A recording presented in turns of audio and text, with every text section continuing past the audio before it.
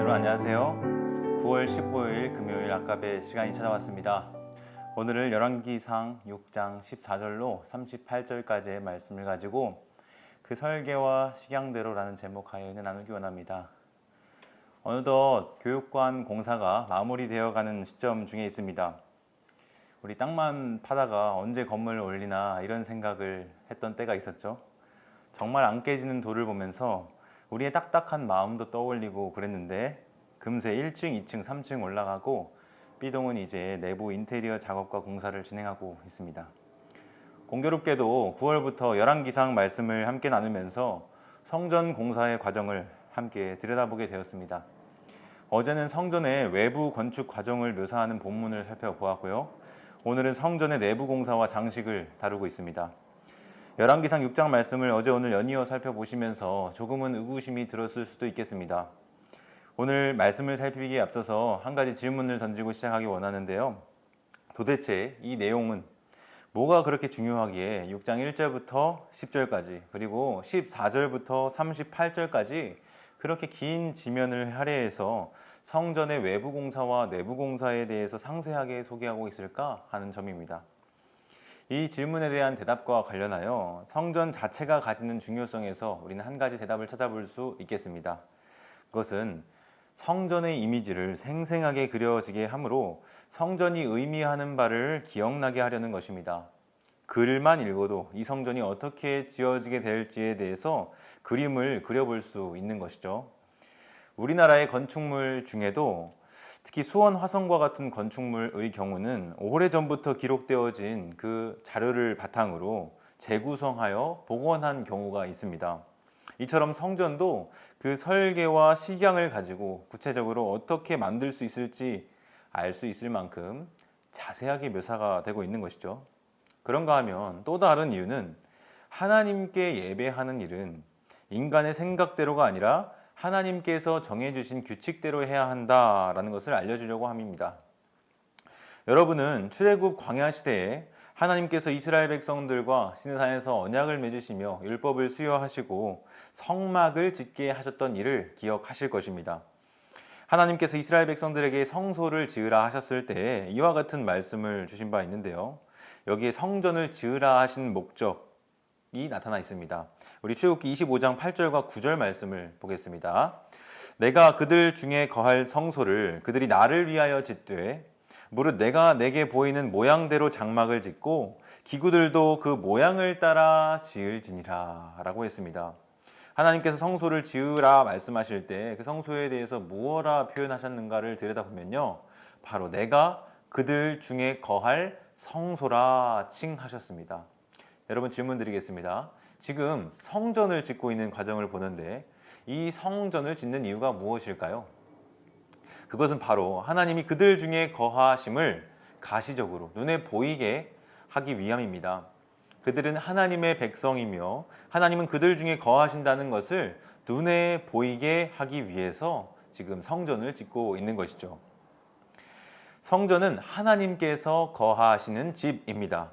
그곳에 들어가면 하나님의 백성들은 그들이 섬기는 하나님을 만나 배울 수 있는 것이죠. 이것이 바로 성전의 근본적인 기능이자 목적인 것입니다. 이것을 우리가 염두에 둔다면 왜 그토록 성전을 값비싼 목재들과 자재들을 활용하여 짓는지, 왜 그토록 그 성전의 기물들에 금을 입혀야 되는지 알 수 있는 것입니다. 비록 인간적인 방법과 수단이지만 그것을 통해서 하나님의 영화로우심을, 그분의 크고 위대하심을 나타내 보이기 위한 것이라는 사실입니다. 사실 그 6장의 구절을 보면요, 성전 공사의 시작일이 가장 먼저 1절에 나오고요, 완공일, 성전을 다 짓고 나서 마지막에 끝에 소개가 되고 있습니다. 그리고 성전의 외관 공사에 대한 내용이 그 시작일 다음 부분에 나타나게 되고요, 내부 공사에 대한 내용이 완공 직전의 내용 후반부에 나타나게 됩니다. 1절을 보시면 이 성전을 건축을 시작할 때의 시점에 대해서 이렇게 말하는 것을 볼 수 있어요. 이스라엘 자손이 애굽 땅에서 나온 지 480년 이후라고 말합니다. 여러분, 왜 굳이 출애굽을 기점으로 하여 이 성전 건축 시기를 이야기하고 있을까요? 이 성전의 공사가 곧 그 출애굽의 구속 역사와 밀접한 관계가 있기 때문입니다. 하나님께서 그의 백성을 건지시고 구속하신 후에 시내산에서 그들과 언약을 맺고 또 율법을 수여하신 후에 성막을 짓도록 했던 그 역사가 떠오르게 되는 것입니다. 언약에 신실하신 하나님께서 그의 백성 이스라엘 자손들을 지금 이 순간에 이르기까지 지키시고 보호하셨으며 인도하셨다라고 하는 것을 보여주고 있는 것이죠. 그런가 하면 완공에 대해서 묘사하고 있는 37절, 38절엔 이렇게 보도하고 있습니다. 넷째 해 15월에 여호와의 성전 기초를 쌓았고 11째 해 불월 곧 8째 달에 그 설계와 식양대로 성전 건축이 다 끝났으니 라고 말합니다. 솔로몬이 7년 동안 성전을 건축했다라고 보여주고 있는데요. 여기에서 주목할 만한 표현은 그 설계와 식양대로 건축했다라는 점입니다. 다시 말하면 하나님께서 보이시고 지시하신 대로 성전의 공사가 이루어졌다라고 말하는 것이죠. 하나님께서는 출애굽 이후에 이스라엘 백성들에게 성소를 어떻게 지어야 하는지에 대해서 정확하게 말씀해 주셨습니다. 그리고 그대로 지으라 말씀하셨어요. 그리고 그와 같은 방식으로 성전을 지을 때에도 하나님이 설계하신 대로 보이신 식양대로 지었다라고 말하고 있는 것입니다. 그런데 여러분, 이 성전이 잘 지어졌어요. 아름답게 지어졌어요. 근데 이 성전이 성전으로서 제 기능을 발휘하기 위해서 그 역할과 기능을 감당하기 위해서는 가장 중요한 것이 있습니다. 그것은 무엇일까요? 제가 6장의 구조에 대해서 잠깐 말씀을 드렸는데요. 가장 중요한 것은 그것을 시작한 날도 아니요, 완성한 날도 아니고 또 외부 공사, 내부 공사도 아니요, 바로 이것입니다. 11절부터 13절까지 이렇게 가르쳐주고 있는데요. 우리 같이 보도록 하겠습니다. 여호와의 말씀이 솔로몬에게 임하여 이르시되 내가 지금 이 성전을 건축하니 내가 만일 내 법도를 따르며 내 율례를 행하며 내 모든 계명을 지켜 그대로 행하면 내가 내 아버지 다윗에게 한 말을 내게 확실히 이룰 것이요. 13절 내가 또한 이스라엘 자손 가운데에 거하며 내 백성 이스라엘을 버리지 아니하리라 하셨더라. 여러분, 여기 나타나는 하나님의 말씀은 조건 명령입니다. 내가 만일 이렇게 하면 이렇게 하리라 하는 거죠. 하나님이 솔로몬에게 말씀하실 때 내가 만일 내 법도, 내 율례, 내 모든 계명을 지켜 따르고 행하면 다윗과 약속한 말을 내게 확실히 이룰 것이다 말씀하시는 것입니다. 그뿐 아니라 이스라엘 자손 가운데 하나님께서 거하시고 내 백성 이스라엘을 버리지 아니하시겠다 약속하고 계시는 것입니다. 자, 여러분, 우리가 본당 리모델링 공사를 마쳤습니다. 그리고 이제 교육관 준공을 얼마 남겨두지 않고 있는 가운데 있습니다. 그것을 시작하신 분인 하나님께서 완공하시기까지 이루실 줄 믿습니다. 그러나 여러분, 우리가 그 가운데서 잊지 않아야 할 가장 중요한 것이 있다면 바로 이것입니다.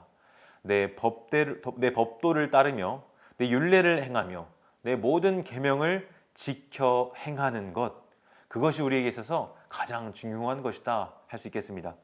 그렇게 할 때 하나님 어떻게 하십니까? 지키시고 보호하시며 인도하실 것이라. 그 가운데 거하시고 이루시며 버리지 않을 것이다 라는 겁니다. 이것을 바꾸어 말한다면, 그렇게 행하지 않는다면 하나님께서는 그 가운데 거하지 않으실 것이고 이루지 않으실 것이며 마침내 버리실 것이다 라고도 이해할 수 있는 것이죠. 이것은 우리가 바벨론 포로기의 역사를 통해서도 확인한 바 있습니다. 하나님께서는 하나님의 법도에 따라 행하지 않는 그 죄인 이스라엘 백성들을 무참히 버리셨습니다. 언약 백성의 삶의 규범인 그 하나님의 법도와 율례와 그의 모든 계명을 무시하는 자들에게 심판으로 징계하셨던 것이죠. 말씀을 맺겠습니다. 오늘날 교회가 제 기능을 발휘하기 위해서는 반드시 그분의 법도와 율례와 계명을 지켜 행해야만 합니다. 언약 백성의 삶의 규범을 따라 행해야 하는 것이죠. 그리할 때 우리 주님이 그 가운데 함께 하시고 동행하시는 것입니다. 아무리 아름답고 찬란하게 지은들 그 본질로부터 벗어난다면 무엇 하겠습니까? 바라기는 우리 교회가 그 무엇보다도 하나님이 지으신 그 목적과 본연의 뜻에 맞게 살아가는 성도로 가득한 교회가 되었으면 좋겠습니다.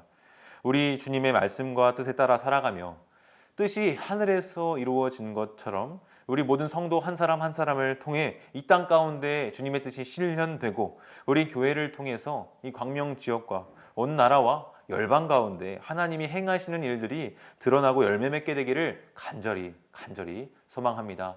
그와 같은 열매 맺는 오늘 이 한 날 되시기를 바랍니다. 우리 함께 기도하겠습니다.